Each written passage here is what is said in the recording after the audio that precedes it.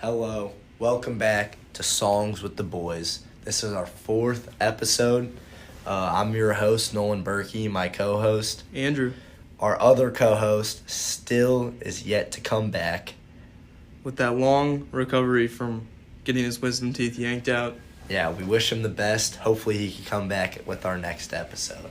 Anyways, let's jump into it. The song we're doing today is Ohio.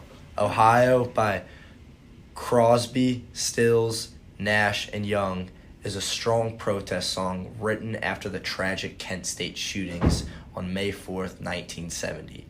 During an anti-Vietnam War protest, the National Guard shot and killed 4 students and injured 9 others. The band wrote and recorded the song just 4 days after the event. It quickly became an anthem for the anti-war movement and the counterculture of the time, expressing the anger and sadness felt by a whole generation. Andrew, do you just want to give us a little background on our artists? Yeah, so Crosby, Stills, Nash, and Young were a famous band formed in the late 1960s, made up of David Crosby, Stephen Stills, Graham Nash, and Neil Young. Each member had their own style, form from folk to rock, and they mixed their voices and ideas, and that made their music unique and powerful. The group was closely tied to the counterculture movement and often wrote songs about important political issues. Neil Young wrote Ohio after seeing a photo of a young man crying over one of the victims of the Kent State shooting. The image deeply moved him, inspiring him to write the song. The band recorded it and released it within weeks, pouring their sadness and anger into the song that spoke to millions of Americans who were against the Vietnam War and the violence used on the peaceful protesters. Nolan, why don't you give us a little bit about the lyrics? So, the lyrics of Ohio are simple but powerful, starting with the chilling line, "Tin soldiers and Nixon coming." This refers to President Nixon and the National Guard soldiers involved in the shootings, pointing blame right away and setting the song's serious tone against government violence. The repeated line, "4 dead in Ohio," reminds listeners of the tragic loss of life. Its simplicity makes it even stronger, forcing people to focus on the reality of what happened.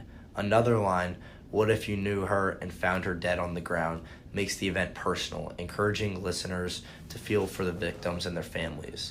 The emotional way the band performs the song with Neil Young's upset voice and the group's harmonies adds to its impact. The repeated and urgent rhythm reflects the ongoing protest and the demand for justice that wouldn't be ignored. Andrew, do you want to just give us the impact on the song? Yeah, so Ohio quickly became a key song for the anti-Vietnam War movement and a call for those who opposed government violence and control. Its release caused some controversy, with certain radio stations refusing to play it because it criticized Nixon and the government. However, it deeply connected with young Americans and became a symbol of standing up against the war and authority. The song still matters today as it speaks about protests, civil rights, and the way people relate to the government. It's often brought up and talks about government violence and the role of music in political movements. For many, Ohio represents the voice of a generation demanding change and responsibility. Nolan, why don't you conclude this for us? So, Ohio stands as a timeless protest song that captured the anger and grief of the Kent State shootings and the anti-war movement. Crosby, Stills, Nash, and Young used their platform to call out injustice and inspire action, creating a song that remains a powerful reminder of the importance of speaking truth to power. Its message of resistance and its emotional depth ensure its place in history as a defining moment in protest music. That's it for today. This is concluding our 4th episode of Songs with the Boys. Nolan, out. Andrew, out. See you later.